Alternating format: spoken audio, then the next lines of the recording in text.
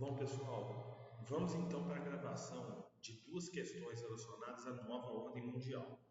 Sendo assim, lembro a vocês o que foi a nova ordem mundial. Foi aquela inaugurada com o final da Guerra Fria e a vitória dos Estados Unidos na Guerra Fria, o estabelecimento do capitalismo, da soberania do capitalismo em detrimento da derrocada do comunismo, com a queda do Muro de Berlim e a própria desintegração da União Soviética mesmo. Inaugurou essa nova ordem mundial que substituía a Guerra Fria, que tinha ali as chamadas duas superpotências, Estados Unidos e União Soviética. Na nova ordem mundial, podemos dizer que o mundo se torna algo multipolar, ou seja, temos muitas, digamos assim, potências, como o próprio Estados Unidos mesmo, a Rússia, a China, entre outras que têm surgido nesse contexto de nova ordem mundial. Lembrando que a nova ordem mundial ela teve o seu início, mas ela ainda está corrente, né? Sendo assim, vamos para a resolução aqui da primeira questão do Enem 2011, que nos diz o seguinte. Primeiro, temos aqui, né, uma imagem que diz nova desordem geográfica mundial, uma proposta de regionalização. Então, aí diz, né, Estado mundo, sociedade mundo, distância cultural, territórios, redes, enfim. Um desenho que fala sobre o espaço dessa nova ordem mundial, né? E aí a questão nos diz o seguinte: o espaço mundial sob a nova desordem é um emaranhado de zonas, redes e aglomerados, espaços hegemônicos e contra-hegemônicos que se cruzam de uma forma complexa na face da Terra. Fica claro? De saída, a polêmica que envolve uma regionalização mundial.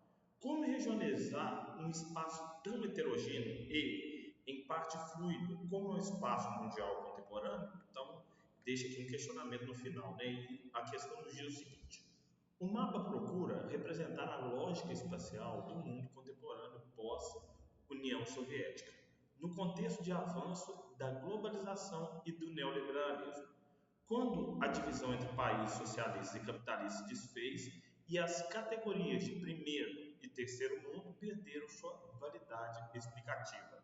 Considerando esse objetivo interpretativo, tal distribuição espacial aponta, ou seja, a distribuição para a nova ordem mundial, ela aponta para o quê?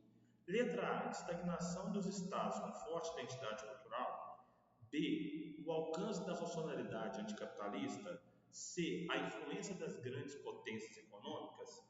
D, a dissolução de blocos políticos regionais. Letra E, o alargamento da força econômica dos países do Islã. Então, nesse caso aqui, o mapa e o que se pede na questão é letra C, a influência das grandes potências econômicas. Nesse mundo multipolar, ao invés de estar ou sob a influência dos Estados Unidos ou sob a influência da China, ou da China, por exemplo, numa dicotomia, numa dualidade, o que se tem atualmente é uma influência múltipla sobre determinadas regiões do mundo. Então, não temos estagnação dos estados com forte identidade cultural. Muito pelo contrário, as novas redes permitem que esses estados e até os povos sem estado mesmo divulguem a sua identidade cultural. O alcance da nacionalidade anticapitalista também não.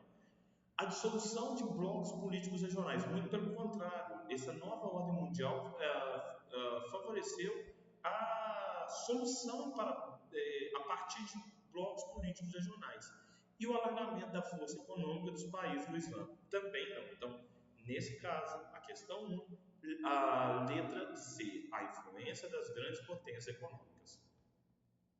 Na questão 2, nos diz o seguinte: em dezembro de 1998, um dos assuntos mais veiculados nos jornais era o que tratava da moeda única europeia. Lê a notícia destacada a seguir.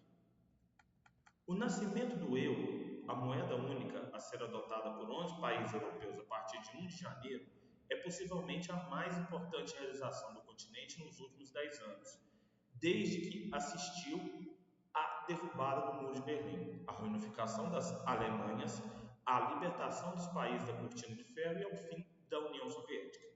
Enquanto todos esses eventos têm a ver com a desmontagem de estruturas do passado, o euro é uma ousada aposta no futuro e uma prova da vitalidade da sociedade europeia.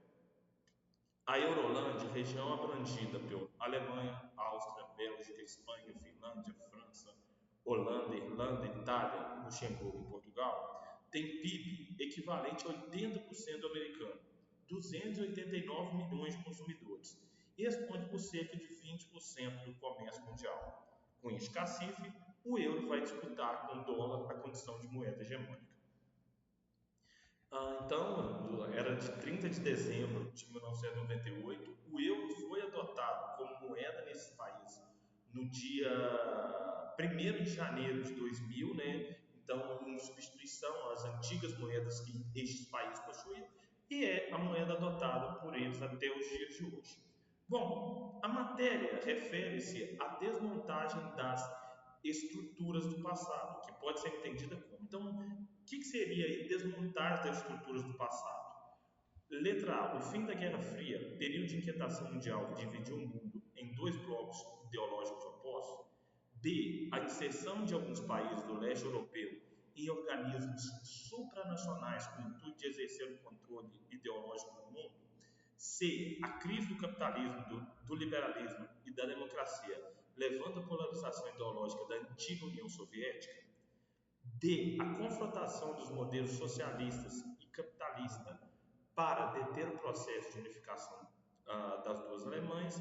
Letra E, prosperidade às economias capitalistas e socialistas como o consequente fim da Guerra Fria entre Estados Unidos e União Soviética. Então, essa desmontagem das estruturas do passado refere-se ao quê? À Guerra Fria, que teve a sua estrutura desmontada. Então fala que desde a Guerra Fria, do fim da Guerra Fria e dos eventos marcantes do fim da Guerra Fria, né?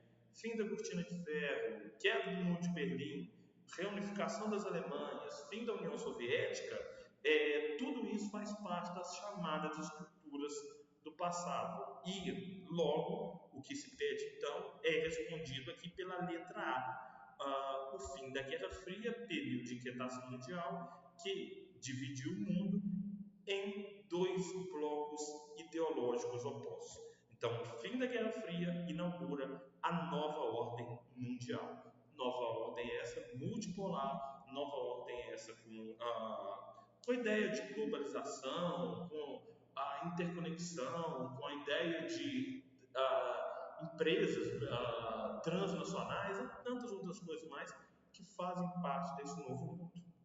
Bom, pessoal, agradeço demais para quem não está inscrito, se inscreve. Teremos um outro vídeo ainda daqui a um tempo, provavelmente na semana que vem, e até o próximo vídeo. Valeu!